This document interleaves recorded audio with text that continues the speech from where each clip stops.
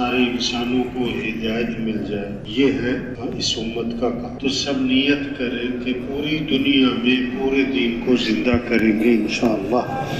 اپنی صلاحیت، اپنی استعداد، اپنی قوت اور طاقت وہ دین کے پھیلانے پر لگائیں گے انشاءاللہ۔ اب کیا محنت کرنا ہے؟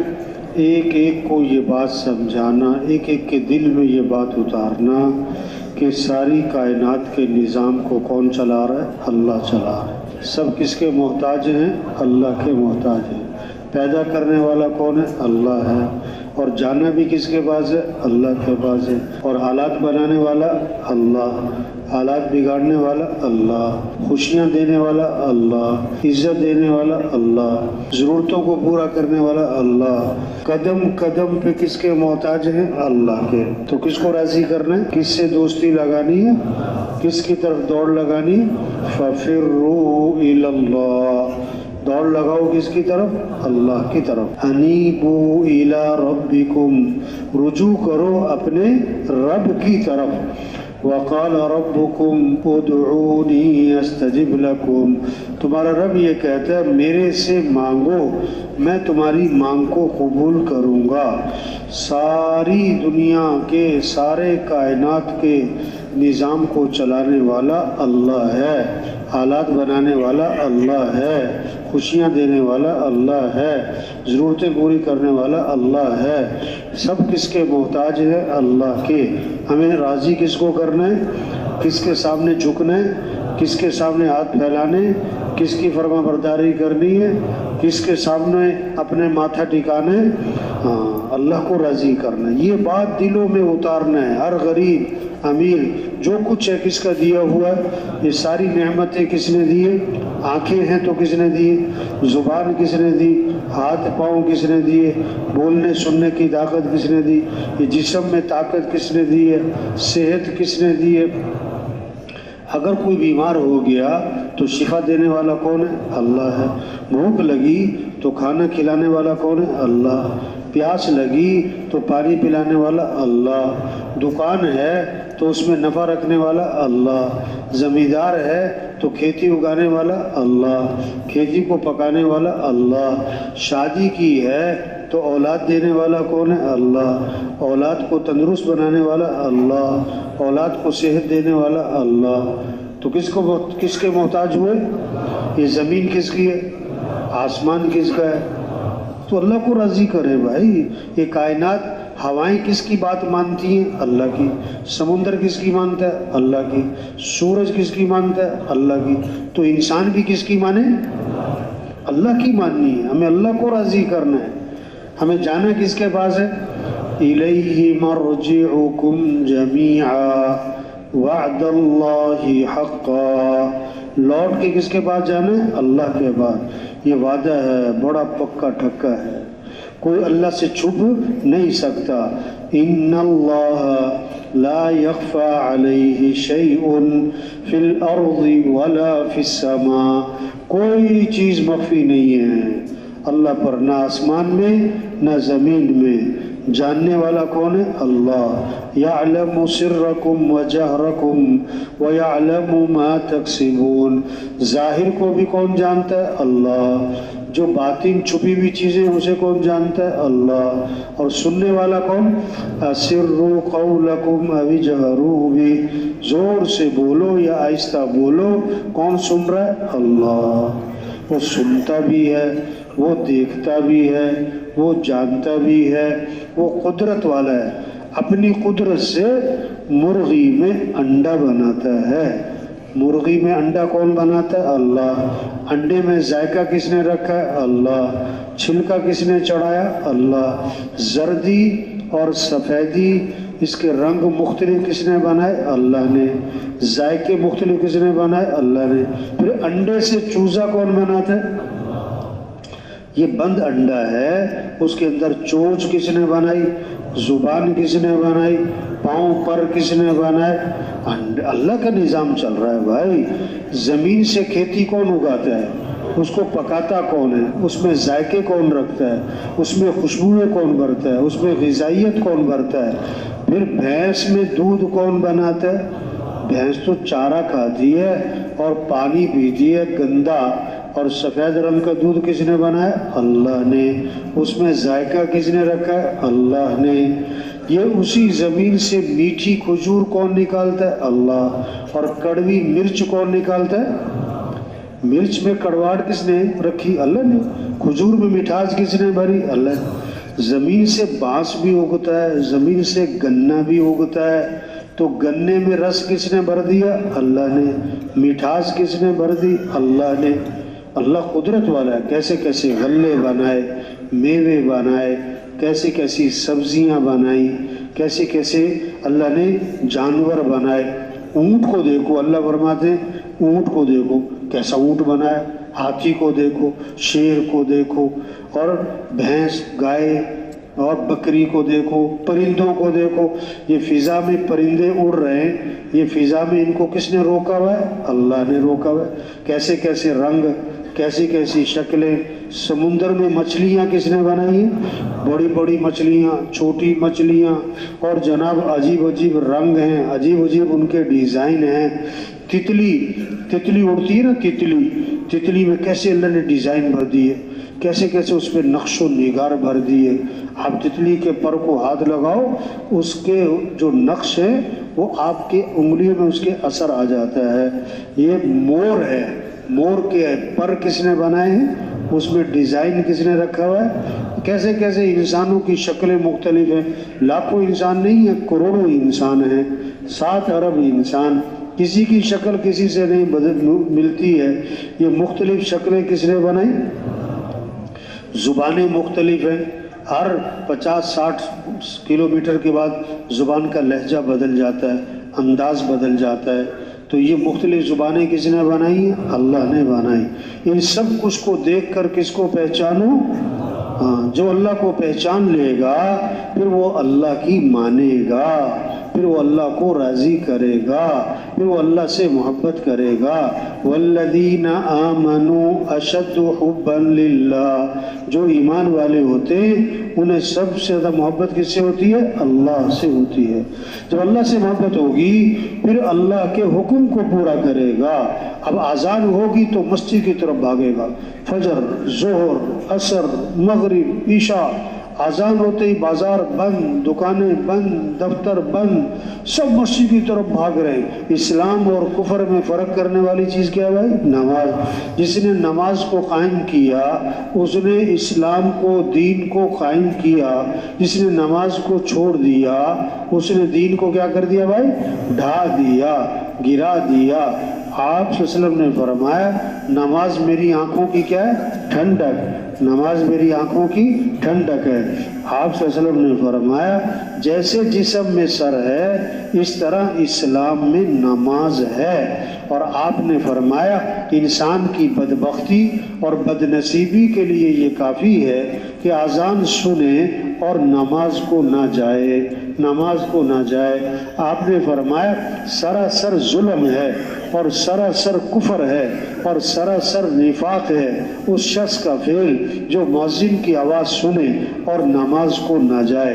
تو ہر مسلمان کو نمازی بنانا، جب اللہ کو پہچانے گا، اللہ کی مانے گا، اب اذان سن کے بھاگے گا، جب مؤذن کہے گا اللہ اکبر اللہ اکبر، سب سے بڑا کون ہے؟ اللہ۔ سب سے بڑا کون ہے؟ اللہ۔ اب وہ دکان چھوڑے گا، دفتر چھوڑے گا، کھیل چھوڑے گا، کاروبار چھوڑے گا، سب بھاگیں گے مسجد، نماز نماز۔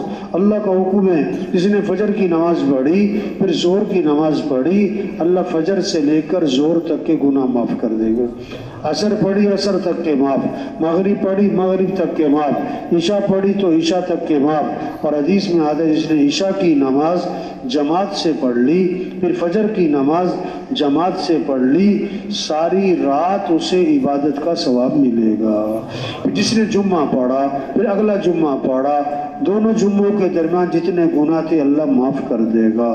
پھر رمضان آیا، اب روزے رکھ رہا ہے، اللہ کی عبادت کر رہا ہے، اگلا رمضان آیا پھر اللہ کی عبادت کی، روزے رکھے، رمضان سے ہی گزارا، تو دونوں رمضانوں کے درمیان جتنے گناہ تھے اللہ معاف کر دے گا۔ اب رمضان آ رہا ہے نا، حضور صلی اللہ علیہ وسلم نے فرمایا صحابہ کرام کو رمضان آنے سے پہلے شعبان کے مہینے میں، یہ جو مہینہ چل رہا ہے شعبان کا، اس مہینے میں اللہ کے نبی نے صحابہ سے فرمایا دیکھو رمضان کا مہینہ آ رہا ہے اور وہ بڑی برکت والا مہینہ ہے، برکتوں والا مہینہ آ رہا ہے، اور حق تعالی شانہ اس میں اپنے بندوں کی طرف متوجہ ہوتے ہیں، اپنی رحمت خاصہ نازل فرماتے ہیں، دعاؤں کو قبول فرماتے ہیں، خطاؤں کو معاف فرماتے ہیں، فرشتوں کے سامنے فخر فرماتے ہیں، تمہارے تنافس کو دیکھتے ہیں، نیکیوں میں ایک دوسرے سے آگے بڑھنے کو دیکھتے ہیں۔ بس اللہ کو اپنی نیکی دکھلاؤ، رمضان میں اللہ کو اپنی نیکی دکھلاؤ۔ اور آپ نے فرمایا بد نصیب ہے وہ شخص جو اس مہینے میں بھی اللہ کی رحمت سے محروم رہ جائے۔ ابھی سے تذکرے ہوں گھروں میں، بازاروں میں، مجلسوں میں، دوستوں میں، رشتہ داروں میں کہ بھائی رمضان آ رہا ہے، روزے رکھنے بھائی، تراویح پڑھنی بھائی، نماز، برکت والا مہینہ، رحمت والا مہینہ، مغفرت والا مہینہ، دعاؤں والا مہینہ، اعمال والا مہینہ آ رہا ہے۔ اس رمضان کو قیمتی بنانا ہے۔ ہر رمضان بہت ساروں کا آخری ہوتا ہے، کتنے پچھلے رمضان میں تھے، اس رمضان میں نہیں ہے وہ، اور کتنے اس رمضان میں ہوں گے، اگلے رمضان میں نہیں ہوں گے، پتہ نہیں کس کس کا آخری رمضان ہے۔ یہ جذبہ پیدا ہو جائے ہمیں رمضان کو قیمتی بنانا ہے، رمضان کو اپنی مغفرت کا ذریعہ بنانا ہے، رمضان کو انسانوں کی ہدایت کا ذریعہ بنانا ہے، یہ شوق پیدا کرنا ہے، نماز کا شوق، روزوں کا شوق، دین سیکھنے کا شوق پیدا ہو جائے۔ ہمارا تاجر تجارت کے مسائل کو سیکھ رہا ہو، ہمارا زمیندار ہے وہ زمینداری کے مسائل کو سیکھ رہا ہو، غریب ہے، امیر ہے، اللہ کا حکم سیکھو۔ اللہ کا حکم کیا ہے، حضور صلی اللہ علیہ وسلم کا طریقہ کیا ہے، زندگی کیسے گزارنی ہے۔ آپ صلی اللہ علیہ وسلم نے فرمایا دائیں ہاتھ سے کھانا کھاؤ، بائیں ہاتھ سے مت کھاؤ، بائیں سے شیطان کھاتا ہے، دائیں ہاتھ سے پانی پیو، بائیں ہاتھ سے پانی مت پیو، بائیں ہاتھ سے تو شیطان پیتا ہے۔ کھانے کا طریقہ بتایا، پینے کا طریقہ بتایا، اور چلنے کا طریقہ اکڑ کے نہیں چلنا چاہیے، اکڑ کے نہیں، تواضع سے۔ وَلَا تَمْشِي فِي الْأَرْضِ مَرَحًا، اکڑ کے مت چلو، اکڑ کے مت چلو۔ اکڑ تو کسی طاقتور کو اچھی لگتی ہے، اگر تمہارے اندر طاقت ہے تو ذرا مارو زمین پہ پاؤں رکھ کے زور سے، دیکھو پھر پاؤں ٹوٹتا ہے کہ زمین پھٹتی ہے۔ تو انسان تو کمزور ہے، پاؤں زمین میں مارے گا، زمین تو وہی کی وہی ہے، اس کا اپنا پاؤں ٹوٹ جائے گا۔ تو انسان کی تواضع، عاجزی اللہ کو پسند، چلنا بھی عاجزی سے ہو، یہ شوق ہو ہر مسلمان میں، میرا دین، میرا اللہ میرے سے کیا چاہتے ہیں، میرے نبی کا طریقہ کیا ہے، ہر چیز میں بال کیسے بنانے، لباس کیسا پہننا ہے، لباس کیسا پہننا ہے، جوتا پہننا ہے، پہلے کون سے پاؤں کا، پھر پہلے کون سے پاؤں سے اتارنا ہے، یہ ہر چیز سیکھنے کی ہے، ہر چیز سیکھنے کی ہے۔ ہمارا دین کامل ہے، مکمل ہے، ہمیں پوری رہنمائی ہے، زندگی گزارنے کا طریقہ بتا رہا ہے، ہمیں قرآن کی تلاوت کرنی۔ حضور صلی اللہ علیہ وسلم نے فرمایا قرآن پڑھا کرو، یہ قیامت کے دن تمہارے لیے سفارش کرے گا۔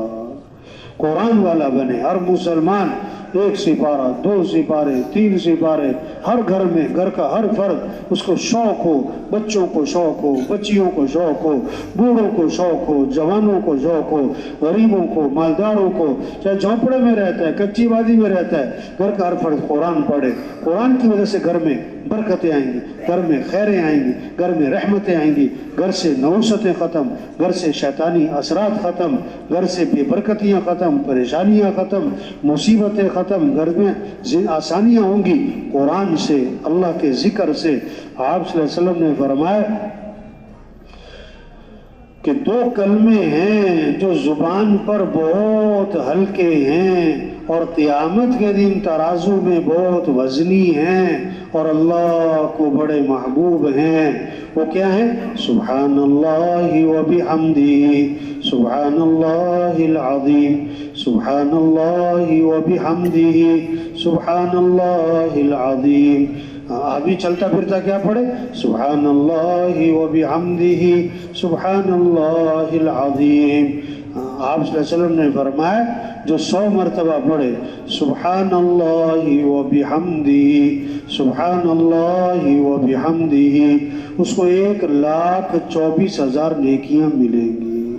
ایک ووٹ کم پڑ جائے بندہ ہار جاتا ہے، اور ایک نمبر کم ہو جو تو فیل ہو جاتا ہے، ایک نیکی کم پڑ گئی تو آخرت میں پھنس جائے گا۔ 1,24,000 نیکیاں ملیں گی۔ بیٹھ کے کیا پڑھو؟ سبحان اللہ و بحمدہ، سبحان اللہ و بحمدہ، سبحان اللہ و بحمدہ۔ مزدور مزدوری کر رہا ہے، کیا پڑھ رہا ہے؟ سبحان اللہ و بحمدہ۔ ڈرائیور گاڑی چلا رہا ہے، کیا پڑھ رہا ہے؟ سبحان اللہ و بحمدہ۔ آپ نے فرمایا جو کثرت سے درود شریف پڑھے گا جنت میں اسے میرا پڑوس ملے گا۔ اب ہمارا زمیندار کھیت میں ہل چلا رہا ہو اور درود شریف پڑھ رہا ہے، ہل چلا رہا ہے، پانی لگا رہا ہے، کئی چلا رہا ہے اور جناب کام کر رہا ہے، اور زبان پہ کیا ہے؟ درود شریف پڑھ رہا ہے۔ چھوٹا سا درود شریف ہے، صلی اللہ علی النبی الامی، صلی اللہ علی النبی الامی، صلی اللہ علی النبی الامی۔ سب پڑھ سکتے ہیں، اس پر اللہ کی رحمتیں آئیں گی۔ آپ نے فرمایا جو کثرت سے استغفار کرے گا اللہ ہر تنگی سے اسے نکالے گا، پریشانیوں سے بچائے گا، وہاں سے اللہ کام بنائے گا جہاں سے وہم و گمان بھی نہیں ہے۔ استغفار کی برکت سے ہم اللہ کے محتاج ہیں، ہمیں اللہ سے مانگنا ہے۔ صبح اللہ سے مانگیں، شام اللہ سے مانگیں، ہم دن رات اللہ سے مانگیں۔ آپ نے فرمایا میں تمہیں ایسا عمل بتلاؤں جو تمہیں دشمن سے نجات دے دے اور جو رزق کو کھینچنے والا ہو بھرپور رزق ملے۔ اور رزق کو کھینچنے والا وہ عمل کیا ہے کہ دن اور رات اللہ سے مانگو، دن میں مانگو، رات کو مانگو، چلتے پھرتے مانگو، صبح شام مانگو۔ ہمارا غریب بھی مالدار بھی اللہ سے مانگے، ہمارے وزیر صدر اللہ سے مانگیں، ہمارے تاجر زمیندار اللہ سے مانگیں، مرد اور عورت کس سے مانگیں؟ انبیاء نے قرآن میں تعلیمات دی ہے، ہر نبی کو جب کوئی حاجت آئی، جب کوئی پریشانی آئی تو نبی نے کس کو پکارا؟ اللہ کو۔ کس سے مانگا؟ اللہ سے۔ اللہ سے مانگنا ہے، یہ مسئلوں کا حل ہے۔ یہ وزیر اعظم سے بات کرنا مشکل ہے، افسر صاحب سے بات کرنا بڑا مشکل ہے، اور اللہ سے بات کرنا کیا ہے؟ آسان ہے۔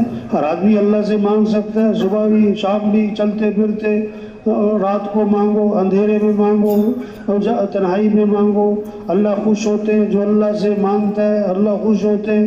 ایک مصیبت آسمان سے بندے کی طرف چل پڑتی ہے، ادھر سے یہ دعا مانگ رہا ہوتا ہے، اس کی دعا زمین سے آسمان کی طرف چل پڑتی ہے۔ یہ جانے والی دعا آنے والی مصیبت کو ٹال دیتی ہے۔ دعاؤں سے مصیبتیں ٹل جاتی ہیں، دعاؤں سے مصیبتیں ختم ہوتی ہیں، دعاؤں سے مسئلے حل ہوتے ہیں۔ ایک صحابی نے عرض کیا حضور رات مجھے بچھو نے ڈس لیا۔ آپ نے فرمایا اگر تم نے یہ دعا پڑھی ہوتی بچھو تمہیں نقصان نہ پہنچا سکتا۔ اعوذ بکلمات اللہ التامات من شر ما خلق، اعوذ بکلمات اللہ التامات من شر ما خلق۔ 3 دفعہ صبح پڑھو، 3 دفعہ شام پڑھو، اللہ پاک اس کی حفاظت فرمائیں گے۔ دعاؤں سے حفاظت ہوتی ہے، دعاؤں سے مسئلے حل ہوتے ہیں، دعاؤں سے پریشانیاں ختم ہوتی ہیں، دعاؤں سے کام بنتے ہیں، دعاؤں سے آدمی مصیبتوں سے نکلتا ہے۔ دعاؤں کی برکت سے اللہ سے مانگنا یہ بہت بڑا سبب ہے مسئلوں کے حل کا، ضرورتوں کے پورا ہونے کا، پریشانیوں سے بچنے کا اور صحت لینے کا۔ صحت دینے والا کون ہے؟ اللہ ہے۔ تو کس سے مانگے؟ اللہ سے مانگے۔ صبح کس سے مانگو؟ اللہ سے۔ شام کس سے مانگو؟ اللہ سے۔ دن میں کس سے مانگو؟ اللہ سے۔ رات کس سے مانگو؟ اللہ سے۔ ہر غریب امیر کس سے مانگے؟ اللہ سے۔ جو اللہ سے مانگے اللہ اس سے خوش ہوتے ہیں، جو اللہ سے نہ مانگے اللہ اس سے ناراض ہو جاتے ہیں۔ اللہ کے خزانے بھرے پڑے ہیں، انسان جو کچھ مانگے گا وہ تو محدود ہوگا، اور اللہ کے خزانے تو لامحدود ہیں۔ لامحدود سے محدود چیز نکال لی جائے اس میں کوئی کمی نہیں آتی۔ وَإِن مِّن شَيْءٍ إِلَّا عِندَنَا خَزَائِنُهُ، ہر چیز کے خزانے اللہ کے پاس ہیں۔ اللہ سے مانگنا یہ مسئلوں کا حل ہے، یہ کاموں کے بننے کا سبب ہے، یہ ضرورتوں کے پورا ہونے کا سبب ہے۔ اس پر سب کو لانا کہ بھائی اللہ سے مانگو، اعمال اچھے بناؤ، زندگی اچھی ہوگی، بھائی اخلاق اچھے بناؤ، زندگی خوبصورت بنے گی۔ ہر آدمی مال والا نہیں بن سکتا، اعمال والا بن سکتا ہے۔ ہر آدمی مالدار نہیں بن سکتا، ہر آدمی دیندار بن سکتا ہے۔ زندگی جو بنے گی مالدار بننے سے نہیں، دیندار بننے سے، مالدار بننے سے نہیں، دیندار بننے سے۔ دیندار بنو، اخلاق اچھے بناؤ، بھی زندگی خوبصورت ہوگی۔ نرمی ہو، معاف کرنا ہو، غصے کو پینا ہو، کسی کو حقیر نہیں سمجھنا، کسی کی غیبت نہیں کرنی، چغلی نہیں کرنی، گالی نہیں دینی، دل میں کسی کے بارے میں بغض نہیں ہو، کھوٹ نہ ہو، حسد نہ ہو، میل نہ ہو، کدورت نہ ہو، کسی سے جھگڑا نہیں کرنا۔ آپ صلی اللہ علیہ وسلم نے فرمایا کامل ایمان والا وہ ہے جس کے اخلاق اچھے ہوں۔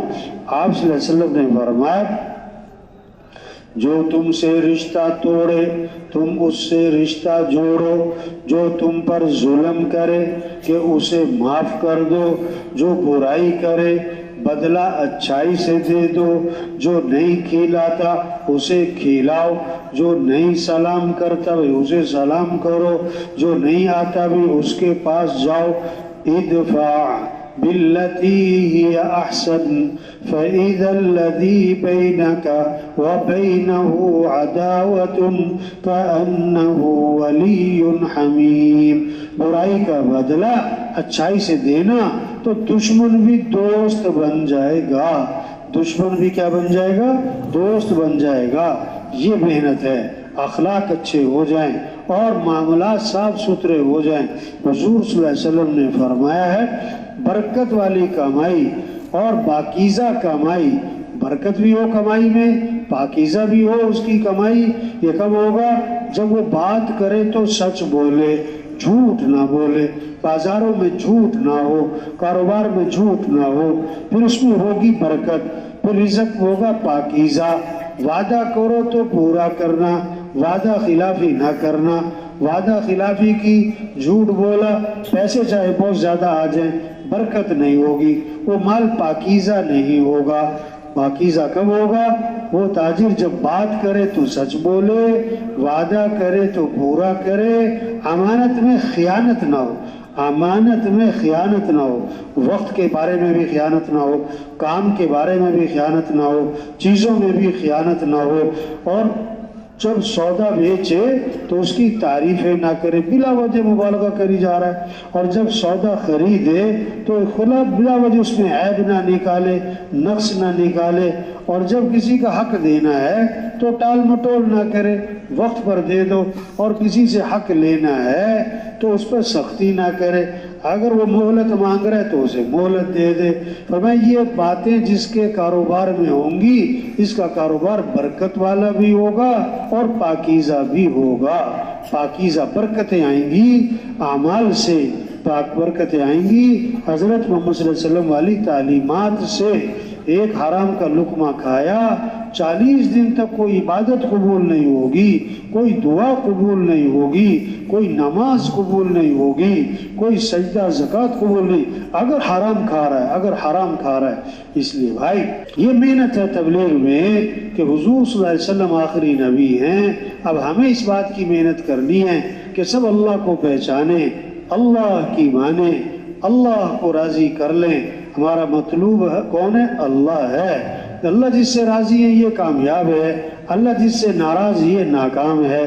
ہمیں ہر عمل جو کرنا ہے اللہ کی رضا کے لیے کرنا ہے، اللہ کا حکم دیکھنا ہے، حضور صلی اللہ علیہ وسلم کا طریقہ دیکھنا ہے، اللہ کے دھیان سے کرنا ہے اور فضائل کے استحضار سے کرنا ہے اور اللہ کی رضا کے جذبے سے کرنا ہے۔ یہ محنت ہے، یہ کام ہے، یہ ذمہ داری ہے، جیسے یہ شام ہو گئی اسی طرح زندگی کی بھی شام ہو جائے گی.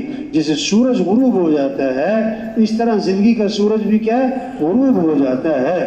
جیسے پھول کھلتا ہے پھر مرجھا جاتا ہے اور پھر وہ خشک ہو جاتا ہے، اسی طرح یہ زندگی کا پھول بھی سب کا مرجھا جانے والا ہے. پتا درخت پہ لگتا ہے اور پھر ٹوٹ جاتا ہے اور ہوا میں اڑ جاتا ہے. اسی طرح ہر آدمی کی زندگی کا پتا بھی ٹوٹنے والا ہے، ٹوٹنے والا ہے. جو بھی پیدا ہوا ہے اسے مرنا ہی مرنا ہے. اور جس کا آج بڑا نام ہے کچھ عرصے بعد اس کا نام کوئی نہیں جانتا ہوگا. یہ سب دھوکہ، یہ سب کھیل تماشا ہے، اصل آخرت ہے. 20 روپے کی جوتی تھی یا 20,000 کی یا 50,000 کی، یہ موت پر چھوٹ جائے گی. 500 کا سوٹ پہنا ہوا تھا یا 5,000 کا یا 5 لاکھ کا، یہ موت پر اتارا جائے گا. اور نہ اترا تو کینچی چلے گی اس پر. 500 کا سوٹ پہننے والا 5 لاکھ کا سوٹ پہننے والا، کفن دونوں کا ایک ہی ہے، کفن دونوں کا برابر ہی ہے. اور 2 مرلے کے مکان میں رہنے والا اور 2 کنال کے بنگلے میں رہنے والا اور 10 کنال کے بنگلے میں رہنے والا، قبر کا سائز سب کا برابر ہے، قبر کا سائز سب کا ایک ہی ہے. اور آخری غسل اسی پٹے پر ہے. ریڑھی والے کا بھی، گدا ریڑھی والے کا بھی، مزدور کا بھی، مل مالک کا بھی، بڑے میاں صاحب چودھری صاحب کا بھی اسی پھٹے پہ. اور 10-10 لاکھ کا بیڈ رکھنے والے، ان کا آخری چارپائی وہی جنازے والی چارپائی جو مسجد میں رکھی ہوئی ہے. جو سائیکل پہ تھا، جو گاڑی پہ تھا، جو جہاز پہ تھا، آخری چارپائی وہی ہے، آخری غسل کا پٹا وہی ہے. کفن کا سائز سب کا ایک ہے اور کفن کا کپڑا سب کا ایک ہے، قبر کا سائز سب کا ایک ہے. اصل آخرت ہے. یہ سب کچھ چھوٹ جانا ہے. عقل مند ہے جو زندگی کے مقصد کو پہچانے اور اپنی صلاحیت اس مقصد پر لگا دے. پورا دین پوری دنیا میں زندہ ہو جائے، سارے انسانوں کو ہدایت مل جائے. یہ ہماری ذمہ داری، یہ ہماری زندگی کا مقصد ہے. اس پر ہم اپنی صلاحیت لگائیں.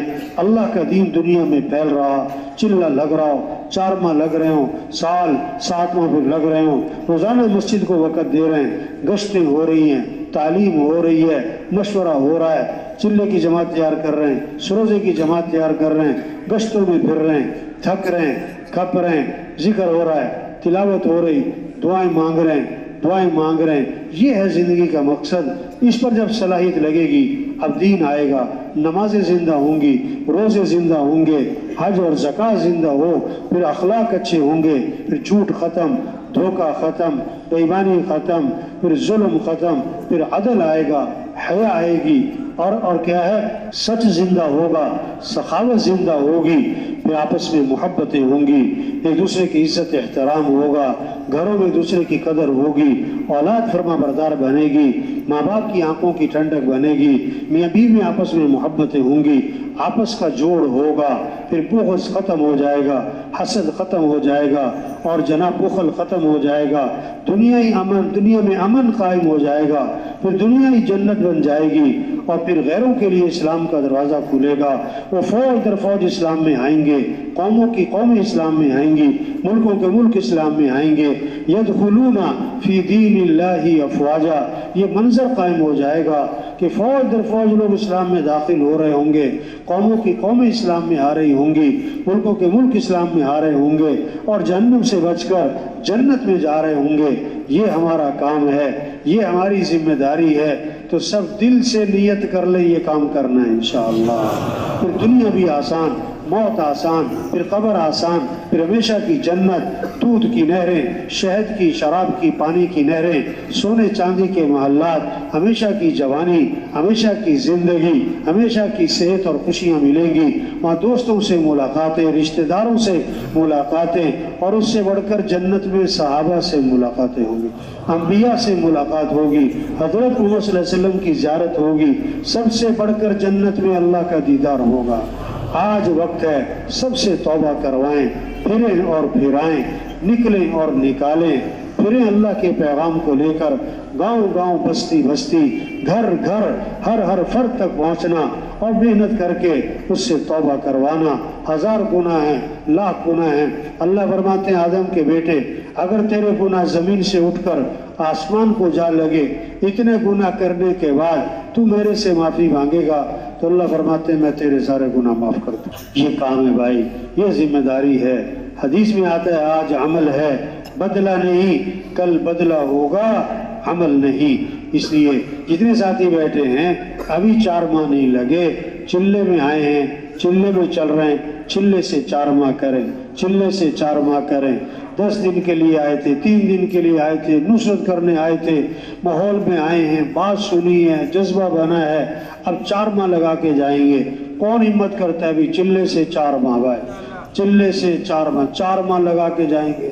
آئے تھے چلے کے لیے، تھوڑے وقت کے لیے، ماشاء اللہ قبول فرمائے ہوئے، آسان فرمائے ہوئے. اللہ سب کو استقامت نصیب فرمائے ہوئے. اب یہ جتنے ساتھی وقت لگا رہے ہیں سب نیت کریں وقت صحیح لگانا ہے انشاءاللہ. اجتماعی اعمال کا اہتمام کریں گے، انفرادی اعمال کا اہتمام کریں گے. لایانی سے بچنا ہے، زبان کی حفاظت، آنکھ کی حفاظت اور امیر کی اطاعت اور مشورے کی پابندی کریں گے. حدیث میں آتا ہے کہ جو دنیا سے محبت کرتا ہے وہ اپنی آخرت کو نقصان پہنچاتا ہے، جو اپنی آخرت سے محبت کرے گا وہ اپنی دنیا کو نقصان پہنچائے گا. آپ نے فرمایا جو چیز ہمیشہ رہنے والی اس کو ترجیح دو اس پر جو فنا ہو جانے والی. اصل تو آخرت کی زندگی ہے، کبھی ختم نہ ہونے والی زندگی ہے. دنیا بھی بن جائے گی، آخرت بھی بن جائے گی اگر دین زندگیوں میں آ جائے گا. تو سب نیت کر لو بھائی، اپنا وقت صحیح لگائیں گے انشاءاللہ. لایانی سے بچیں گے، بازاروں سے اپنے آپ کو بچائیں گے. بازاروں سے اب دیکھو نا، اگر پوری جماعت بیٹھی ہے یہ ہے جماعت. اگر کچھ ساتھی بازار میں پھر رہے ہیں، کچھ ظہر میں ہو کر آ گئے، کچھ مغرب میں چلے گئے، یہ اپنا وقت ضائع ہو جاتا ہے. نفس شیطان ساتھ لگے ہوئے نا، وقت ضائع کرواتے. تو سب نیت کرو بازاروں سے اپنے آپ کو بچانا ہے انشاءاللہ. اعمال کا اہتمام کرنا ہے، دعاؤں کا اہتمام کرنا ہے، زبان کی حفاظت کرنی ہے، آنکھ کی حفاظت کرنی ہے، لایانی سے اپنے آپ کو بچانا ہے. اس کا وقت صحیح لگ جائے گا پھر مقام پہ جا کے کام کرنا آسان ہو جائے گا. جو نکلنے کے زمانے میں وقت صحیح نہیں لگا رہا، یہ مقام پہ جا کے بھی کام کرنا اس کے لیے مشکل ہو جائے گا. مرغی انڈوں پر بیٹھتی ہے جم کے، مجاہدے سے مسلسل بیٹھی رہتی ہے، چلنا پھرنا اس کا بند ہو جاتا ہے، کھانا پینا اس کا کم سے کم ہو جاتا ہے، اور مسلسل 21 دن بیٹھتی ہے تو انڈے سے چوزا نکل آتا ہے، بے جان چیز میں جان پڑ جاتی ہے. اس طرح جو وقت لگائے گا، مجاہدے کے ساتھ اعمال میں اہتمام سے جڑے گا، لایانی سے بچے گا، تو بے جان دل میں جان پڑ جائے گی. بے جان دل میں کیا پڑے گی؟ جان پڑ جائے گی. اس لیے بھائی ہر ساتھی اپنے وقت کا خود ذمہ دار ہے، ہر ساتھی اپنے اعمال کا خود ذمہ دار ہے، ہر ساتھی اپنا خود محاسبہ کر لے. میری تسبیحات پوری ہو رہی کہ نہیں، تلاوت ہو رہی کہ نہیں، تہجد ہو رہی کہ نہیں، اجتماعی اعمال میں جڑ رہا ہے کہ نہیں. سارے اعمال میں شروع سے آخر تک شریک ہوں. سارے اعمال میں 3 طرح سے کام چلتے ہیں بھائی، زور سے اور زر سے اور زاری سے. زور کہتے ہیں طاقت کو، زر کہتے ہیں پیسے کو، زاری کہتے ہیں منت اور خوشامد کو. تبلیغ کا کام نہ زور سے چلتا ہے نہ زر سے چلتا ہے. کس سے چلتا ہے بھائی؟ زاری، منت، خوشامد. دن میں لوگوں کی اور رات کو کس کی؟ اللہ کی. رات کو کس کی؟ اللہ کی. اللہ سب کے نکلنے کو قبول فرمائے، سب کو استقامت نصیب فرمائے. حدیث میں آتا ہے آج عمل ہے بدلہ نہیں، کل بدلہ ہوگا عمل نہیں.